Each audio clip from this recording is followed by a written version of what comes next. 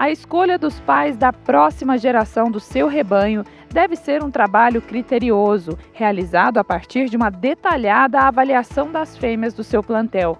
Um reprodutor pode transmitir inúmeras características para os seus descendentes, tanto boas quanto ruins. Por isso, um planejamento genético deve ser realizado. A facilidade de parto, por exemplo, é uma característica que influencia diretamente na produção de um rebanho.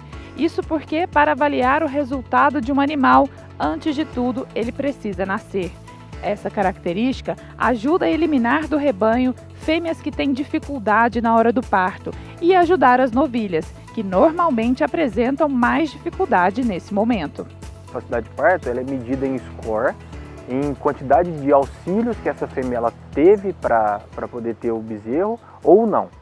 Então, quando ela não tem auxílio, ela recebe uma nota, e quando ela teve muito auxílio, um exemplo, uma cesariana, ela tem outro tipo de nota, e isso aí interfere diretamente nessa DEP.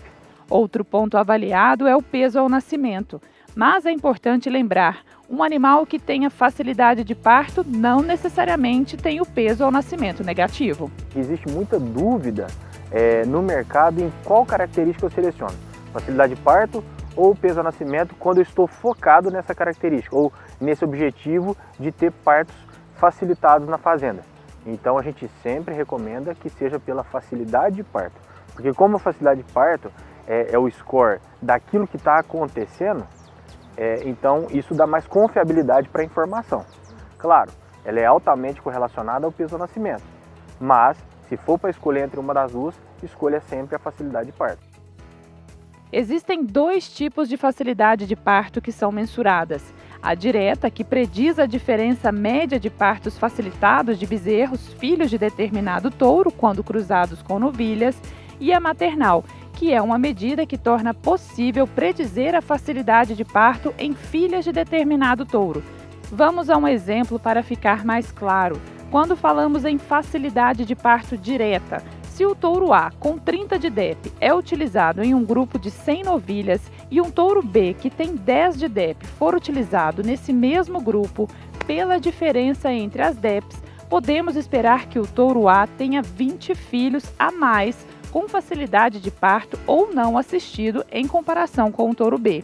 Já na facilidade de parto maternal, se compararmos o touro A com 30 de DEP e o touro B com 10 de DEP e ambos tiverem 100 filhas, quando estas novilhas forem assistidas e acasaladas com touros semelhantes entre si, estima-se que o touro A terá 20 filhas a mais com score de parto facilitado, comparado com as filhas do touro B. O recomendado é que a gente sempre olha a facilidade de parto quando a gente está pensando num plantel de novilhas principalmente, ou um plantel que historicamente a gente tem algum problema dentro da fazenda, certo? Por que a gente tem que olhar quase que somente nesse caso? Porque quando você também está selecionando para facilidade de parto, pensando que esse animal vai nascer pequeno, a tendência dele é que ao longo da vida também ele não tenha altos crescimentos. Existe uma exceção da regra. Nos Estados Unidos a gente chama de curve bender, que são animais que nascem muito pequenos, mas tem uma explosão de crescimento, só que são exceção da regra, ok? Outro motivo da gente não apertar tanto a facilidade de parto fora dessa categoria novilha ou da precocinha é que se você seleciona demais para facilidade de parto, você vai estar selecionando para fêmeas muito pequenas lá na frente, ou fêmeas menores do que a sua média atual, e isso lá na frente pode ser um pouco mais complicado. Por isso é tão importante um planejamento genético. Só assim você vai conseguir identificar o touro ideal para cada fêmea do seu plantel. Então, a facilidade de parto ela deve ser usada de forma direcionada em um grupo específico para cumprir um determinado objetivo.